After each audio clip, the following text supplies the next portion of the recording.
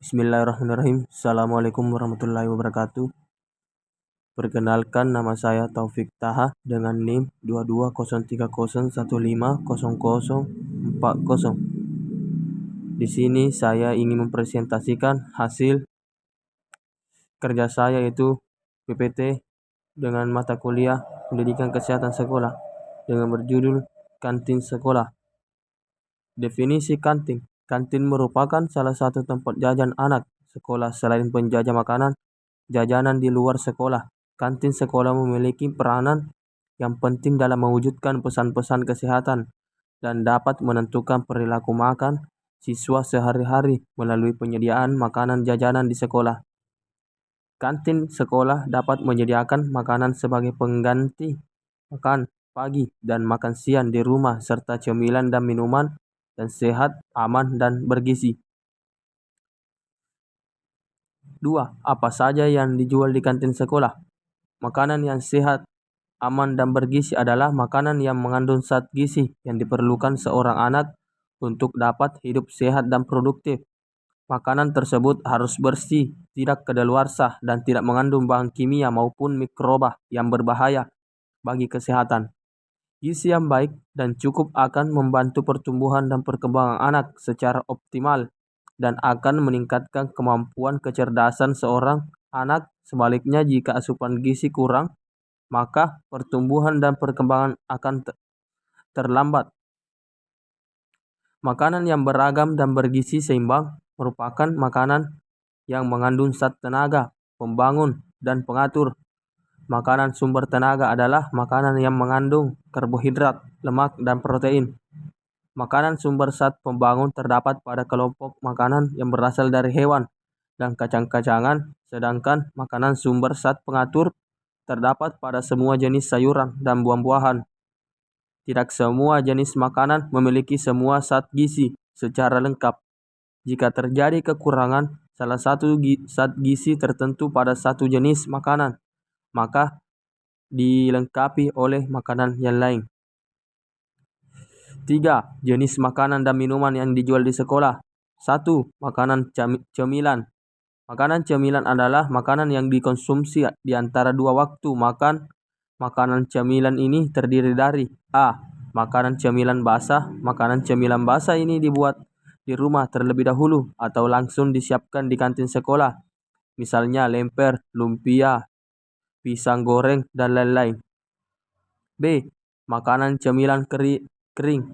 Makanan cemilan kering ini umumnya diproduksi oleh industri pangan, misalnya keripik, biskuit, kue-kue kering, dan lain-lain. 2. Makanan sepinggang.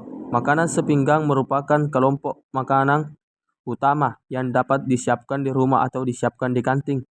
Contohnya nasi uduk, bakso mie ayam, dan lainnya. 3. Minuman. Minuman di sini dapat berbentuk A. Air putih, baik kemasan maupun disiapkan sendiri. B. Minuman ringan, dalam kurung teh, sari buah. C. Minuman campur. 4. Buah. Buah merupakan salah satu jenis makanan sumber vitamin dan mineral yang penting untuk anak usia sekolah. Buah-buahan sebaiknya dikonsumsi di setiap hari. Buah-buahan dapat dijual dalam bentuk utuh maupun sudah dikupas potong. Adapun sarana dan prasarana kantin sekolah sehat. Kantin sekolah dapat dikelompokkan menjadi 2 jenis, yaitu kantin dengan ruangan tertutup dan kantin dengan ruangan terbuka. Meskipun terbuka, namun ruang pengolahan dapat tempat penyajian makanan harus dalam keadaan tertutup. Kedua jenis kantin tersebut harus memiliki sarana dan prasarana sebagai berikut. 1. Sumber air bersih. 2. Tempat penyimpanan. 3. Tempat pengolahan. 4. Tempat penyajian dan ruang makan. 5. Pendidikan. 6. Fasilitas sanitasi. 7. Perlengkapan kerja. 8. Tempat pembuangan limbah. Syarat-syarat bangunan yang harus dipenuhi untuk kantin dengan ruang tertutup adalah: 1. Lantai kedap air, rata, halus tapi tidak licin, kuat, dan dibuat miring agar mudah dibersihkan. 2. Dinding kedap air, rata, halus, berwarna terang, tahan lama, tidak mudah mengelupas, dan kuat sehingga mudah dibersihkan.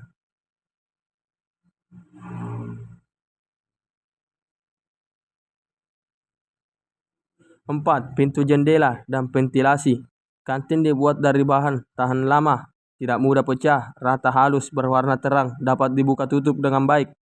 5. Untuk ruang pengolahan dan penyajian, serta tempat makan di ruangan, luban, anginah, ventilasi minimal 2 buah dengan luas keseluruhan luban. Ventilasi 20% terhadap luas lantai harus tersedia. 6. Lantai, dinding, langit-langit pintu, jendela dan ventilasi harus selalu dalam keadaan bersih. Kantin juga harus memiliki fasilitas sanitasi yang baik, tersedianya bak cuci piring dan peralatan dengan air mengalir, dan rak pengering, tersedianya wastafel dengan sabun, deterjen, dan lap bersih atau tisu di tempat makan dan di tempat pengolahan persiapan makanan. Suplai air bersih yang cukup, baik untuk kebutuhan pengolahan maupun untuk kebutuhan pencucian dan pembersihan. Baik kantin tertutup maupun kantin terbuka harus memiliki tempat pembuangan limbah dengan syarat sebagai berikut. Tempat sampah atau limbah pada kantin harus tersedia dan jumlahnya cukup serta selalu tertutup.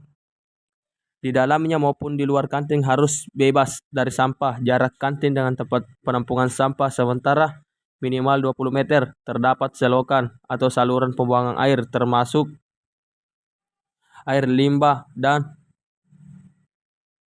berfungsi dengan baik serta mudah dibersihkan bila terjadi penyumbatan. Mewujudkan kantin sekolah sehat. Supaya dapat menjadi pengelola kantin sekolah yang sehat, siapa saja yang harus memiliki beberapa kriteria sebagai berikut. Memiliki pengetahuan tentang gizi seimbang dan beragam, sehingga kebutuhan gizi anak-anak sekolah bisa tercukupi dan tidak bosan mengonsumsinya. Memiliki pengetahuan tentang pengolahan cara pangan yang baik, pemilihan bahan baku, dan bahan tambahan yang cukup, yang dapat menghasilkan makanan yang bergizi, sehat, dan aman. Memiliki pengetahuan tentang keamanan pangan untuk mengenali bahaya-bahaya dalam pangan dan menentukan cara pencegahan. Memiliki pengetahuan tentang sanitasi dan higiene untuk mencegah masuknya bakteri dan bahan kimia berbahaya ke dalam makanan.